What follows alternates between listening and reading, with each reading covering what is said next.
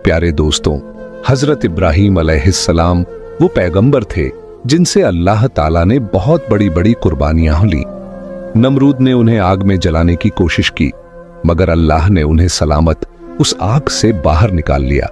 जब हजरत इब्राहीम अपने घर वापस लौटे तो उनके वालिद ने उनसे कहा, ऐ इब्राहीम, अगर तुम अपने अल्लाह को नहीं छोड़ते तो मेरे घर से निकल जाओ।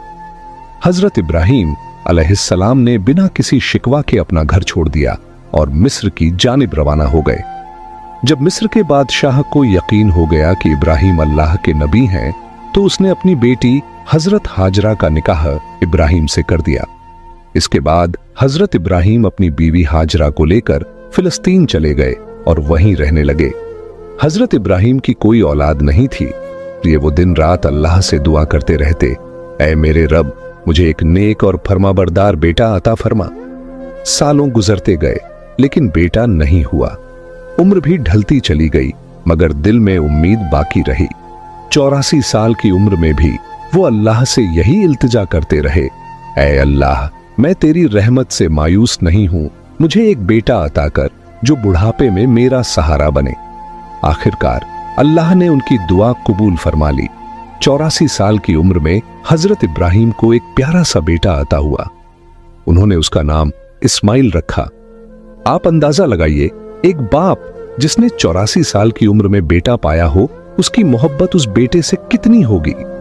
वो हर वक्त उसे सीने से लगाए रखते, चूमते, कंधों पर बिठाकर बाजारों में फिराते, उसके साथ खेलते और हंसी मजाक करते।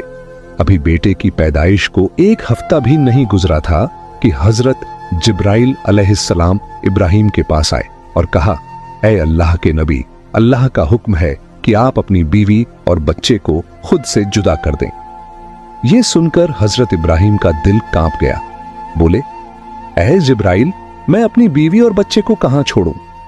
जिब्राइल अलैहिस्सलाम ने जवाब दिया, जहां अल्लाह हुक्म देगा मैं वहां ले जाऊंगा। कल सुबह इंसानी शक्ल में ऊंट पर आऊंगा, आप अपनी बीवी और बच्चे को तैयार रखना और मेरे पीछे चलना। अगली सुबह हजरत जिब्राइल ऊंट पर सवार होकर आए। इब्राहीम अलैहिस्सलाम ने भी अपनी बीवी हाजरा और बेटे इस्माइल को ऊंट पर बिठाया और खुद भी ऊंट पर सवार हो गए। जिब्राइल का ऊंट आगे आगे, इब्राहीम का ऊंट पीछे पीछे चलता रहा। वो फिलिस्तीन से चले, शहर दर शहर गुजरे, हफ्ते महीनों में बदलते गए और 1 महीने के सफर के बाद अरब की सरजमीन पर पहुंचे। उस वक्त अरब वीरान था, न कोई इंसान न परिंदा। जिब्राइल का ऊंट काले सुनसान पहाड़ों के दरमियान चलता रहा। आखिरकार